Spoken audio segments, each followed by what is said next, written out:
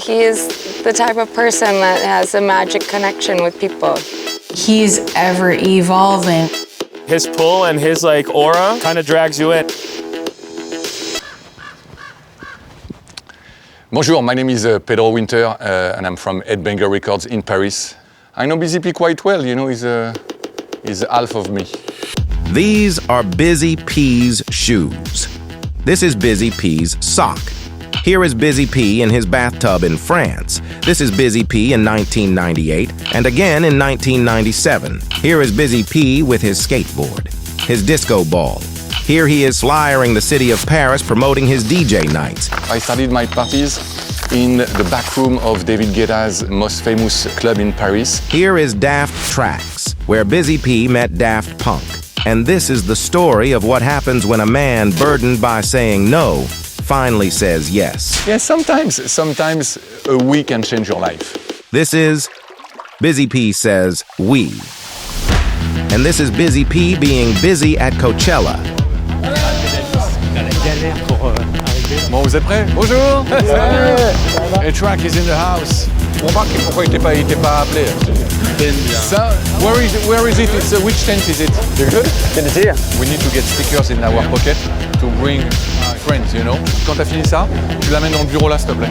When Headbanger came on the scene, it was exciting. They infiltrated not only Coachella, but music culture in general.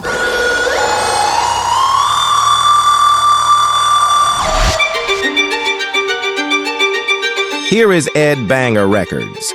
It's in Paris. Here is a street in Paris. Headbanger Records is the music label that Pedro started after he was Daft Punk's manager at just 20 years old. I spent 12 years working with the robots, and I've learned everything I know with them. Here is the crowd entering Coachella in 2006.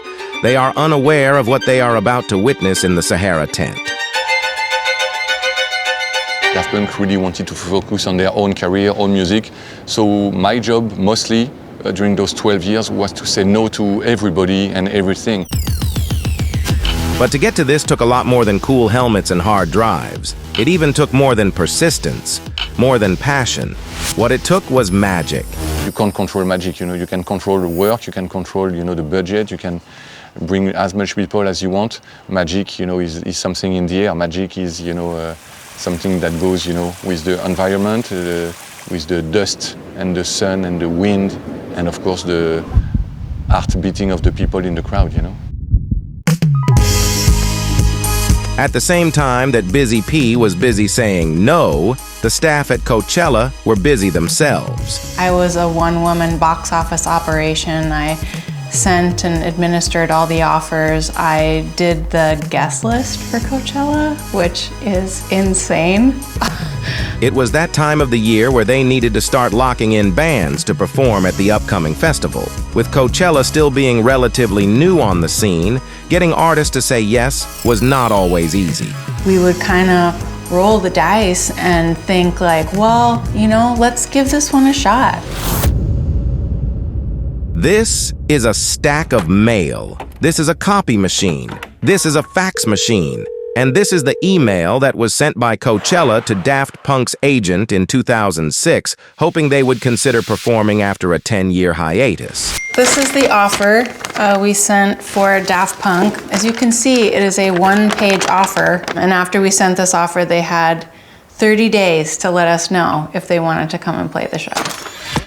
This puts Pedro in a tough spot. But then I received one day an email from Jerry Gerard, which is a Daft Punk agent at the time. Oh, I have an offer from Golden Voice. They're doing this cool new festival, Coachella. This is going to be like their 6th edition. Trust me, it's a cool festival in California. Does he politely say no as instructed? Or does he present Daft Punk with the news in hopes of them saying yes? Most of the time when I was receiving proposals for Daft Punk, I automatically, you know, sometimes I didn't even speak with the band. 100% of the time they turn it down. They were always on the wish list. What's the worst that can happen? I immediately called Thomas, I remember, and told him, okay, guys, I need to see you. I received a serious email with a serious offer. We just had to kind of cross it off the list. We sat down a few times. We really didn't want to know.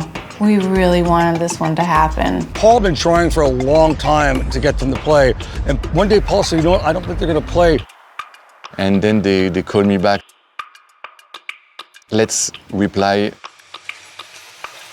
We're interested. Paul calls me and goes, dude, I think we got Daft Punk. They said, okay, let's take the challenge, let's accept the offer, and let's make the best out of it, and let's spend 100% of the budget into creative ID.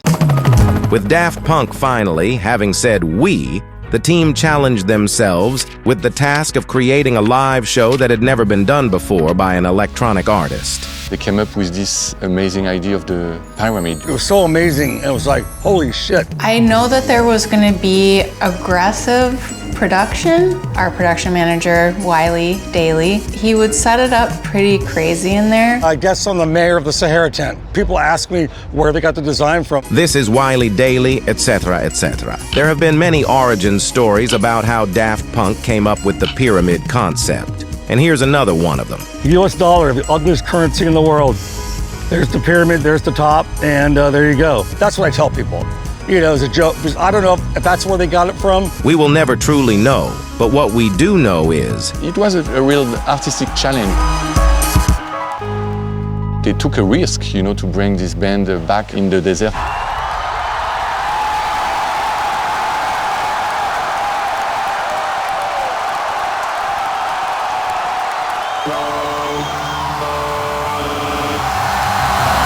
And magic happened.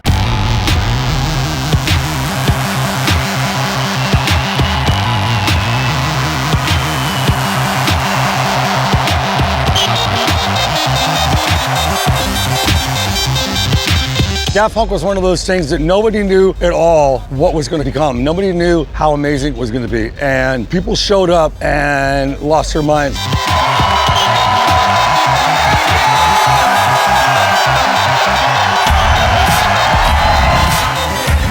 Music in general, live shows in general, nothing was ever the same. Daft Punk's production was like something that no one in electronic music's ever seen before. That shit like changed my life. Like it changed the kind of the trajectory of my life, to be honest. That show was fucking pivotal. Like everyone fucking talks about it. after changing live dance music forever with their pyramid performance, Daft Punk and Pedro Winter returned to France, and thus begins the dawn of Ed Banger Records. I started at Banger Records because I wanted maybe to have more control of what I could do artistically. Electronic music gave us this opportunity, you know, to cross the boundaries. We didn't want to be strictly French music, you know, we wanted to be worldwide music. And Ed Banger did just that with a band called Justice at Coachella the very next year. And the year after that. And again in 2012. And 2017. And once more in 2024. All the while bringing a host of Ed Banger artists, including Busy P. So let me introduce. My name is Busy P, and I'm representing the Ed Banger Records family from Paris. Of course, last year you met the Justice Boys. Yes. A brilliant souvenir. Etienne, this year. Tonight, oh? Oh, okay. Let's find again later. Okay, later. Let's go see DJ Ed. Yes, go! Now, imagine if back in the day, Pedro would have followed the rules of no and not the magic of yes. If he didn't let Thomas and Guy know about the Coachella offer, there may be no epic pyramid show, no follow-up show with Justice, no Cross. There may even be no Ed Banger Records, no Ed Banger family, no Coachella for Pedro to come back to for years to follow, and no family tree. This is pretty much like a family tree. This one is the poster of 2008. My dad, Offie, Busy P right here, 8-Track, Kavinsky, Sebastian. Coachella family tree, that's the thing, that's the word. Because nothing happens when you say no. The magic is in saying yes, and the we is in Busy P.